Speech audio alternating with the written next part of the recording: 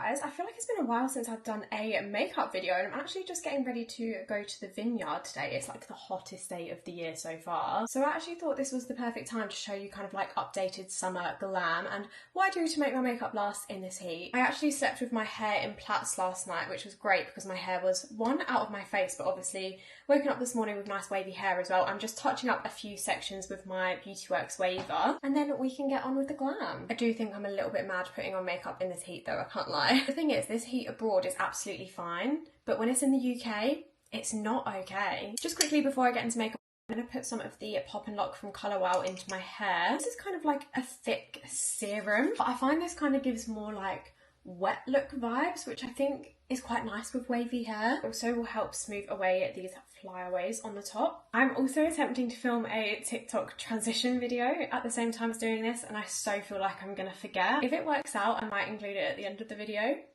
but I so feel like I'm gonna forget a step. Okay, time for makeup. I'm going to be using the Maybelline Grippy Serum Primer. I know I literally talk about this all the time, but it really is that good. This will make your makeup last all day. It gets so sticky, but I also find it really lightweight where it's that sort of serum texture. Obviously bonus points because it's affordable as well. I have already done skin prep as well, by the way, but I've kept my skin prep like really minimal. I find in the summer when it's hot, I like the least amount of layers on my face possible. So everything I do skin prep wise is quite minimal, and also I try and use more lighter weight products. Otherwise, I feel like if you've got so many different layers on your face and it's like thicker, heavier products, your makeup is just going to slip and slide. But yes, make sure you're not sleeping on this primer. It's honestly 10 out of 10. I use it every single time I do my makeup. And then this product here has been my literal go-to. This is the L'Oreal Tinted Serum. I can't even explain how lightweight this feels. Like, to the point where it literally does not even feel like makeup. It's honestly confusing. Like, when you're blending it out, it feels like you're blending nothing. I have the shade 45 medium, which obviously looks a little bit darker than my face, but I do have tan on my body, even if it is ridiculously patchy tan at this point. And to blend it out, I've been absolutely loving this brush from number 7. It's a double-sided one, but I don't know what it is about this shape. I just feel like it's so nice to blend your foundation out with. And I don't have any other brushes that like have this shape, but look at how easily this blends in. And it feels so lightweight, like I've not even got any makeup on. It gives a little bit of coverage, but I feel like mainly for me, I just like the fact that this matches my face to my body. My cream bronzer, I've actually been really loving the Clinique Chubby Stick again. I can't lie, I've had this for ages, but it's just so good, like so pigmented as well. This one is in the shade 01. Not gonna lie, if this is the first shade, it's quite dark for the first shade. But another thing I kind of prefer when it's hot is obviously I don't want to have tons of makeup on, so I like the fact that because this is a little bit darker, I don't need to use as much, because again, just the thinner the layer, the better, in my opinion. There's just less to melt off then. Blending that out with my usual HF Cosmetics HF14 brush. Again, I just love the shape of this brush because it's quite unique. It's kind of like, I don't know how to describe it. It's like an angled brush. For my nose, I always use this same really crusty, dusty old brush as well. This is from IT Cosmetics. It's the number 5 brush.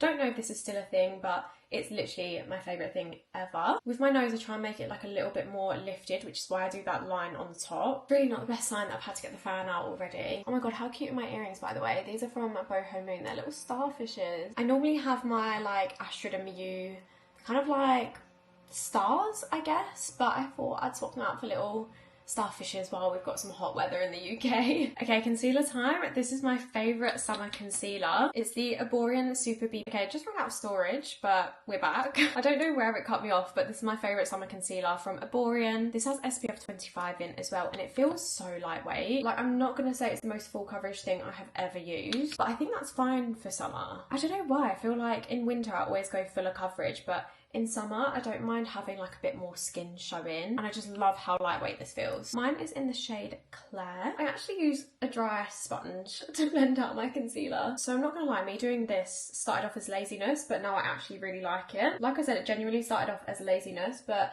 I actually feel like it keeps the coverage there a little bit more. Don't get me wrong, sometimes I might spray it with like a little bit of setting spray or something, but Majority of the time I will be using a dry sponge. I did put a tiny bit of a brighter concealer right on that inner corner as well, by the way, if you're wondering why it looks so bright. Now one of my favourite parts to make this more like summery vibes, which is faux freckles. I'm so jealous of any of you who have freckles naturally, but I have to fake mine. I actually just use a brow pen. This one's from Maybelline, and I don't do too many because I feel like otherwise it would look really unnatural on me, but I do just keep them kind of like almost where I put my nose contour, and I feel like it kind of helps like intensify that contour a little bit as well. To be honest, I do them so natural that you're probably not even going to be able to see them on camera, but I feel like it makes a big difference in real life. It's like a subtle difference, but it just makes it more summery. I feel like it makes your makeup look more natural as well. So I do them at this stage because then I feel like when I put my blusher and stuff on top, it kind of makes the freckles look like they're my actual skin rather than makeup. I would never do freckles like after I've powdered or anything like that because I think they just look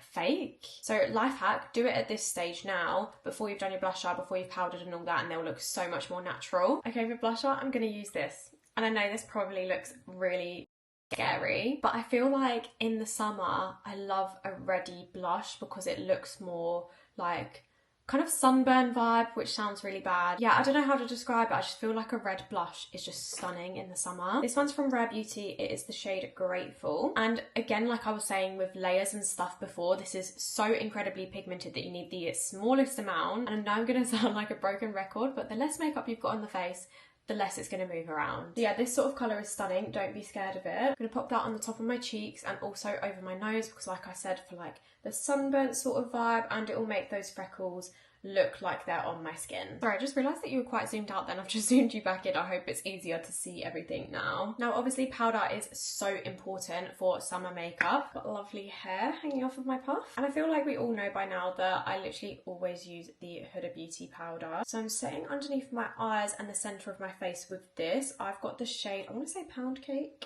Yeah, Pound Cake. If you want a more affordable version of the Huda Beauty one, this Made by Mitchell one is really good. I've got the shade On the Loaf. I just don't love the packaging as much on that one. This just makes you look so smooth. I just love it so much. And like I said, also doing the centre of my face, so my forehead. I'm going to go over my nose lightly as well and make sure getting that chin as well. To be fair, I feel like a lot of these products that I'm using today are kind of just like my staple products anyway. This is the e.l.f. Halo Glow Powder. So just making sure that the rest of my face is set now as well because we don't want anything slip and slide in. Finally, for setting spray, I've been waiting for this bit because I was thinking, oh, this is going to cool me down. I'm going to use the Milk Hydro Grip one today. And to be honest, the main reason why I'm picking this one is because it's just so refreshing. It's a bit of like a stronger mist than some of my other ones, and like I want to be drenched because it's hot. That feels so good. Obviously using a glowy bronzer, I'm using my bronze pod from Made by Mitchell. I feel like I don't need tons of this, to be honest. It's more just that I love the finish of this. Making sure I'm going over the nose as well. This might seem really crazy, but I've actually been loving this highlighter as a blusher. But if you use like a really small amount, kind of as like a blush topper, it's literally stunning. So I'm applying this to the apples of my cheeks, but all the way to the tops of my cheekbones as well. Like, look at how stunning that is. I just feel like it gives like a really gorgeous natural glow. Like, you'd kind of think as it's a highlighter it would be a bit too shimmery and glittery, but it's not at all. It's got such a nice finish to it, and it doesn't seem to emphasize texture or anything like that either, which can quite often happen with like a glowy blusher or a highlighter. Brows I'm keeping nice and simple. I'm going to fluff them up a little bit with my Beauty Crop Sculpt and Hold Brow Wax. I'm going to run it through backwards first, just so that it's coating all of the hairs, and then brush into the position that I want. I feel like I might potentially use a little bit of a pen just to fill in the sparse areas after as well. They don't need tons though, to be honest, because they are kind of freshly tinted. But yeah, I'm just going to use a tiny bit of a brow pen just for a few extra brow strokes at the front.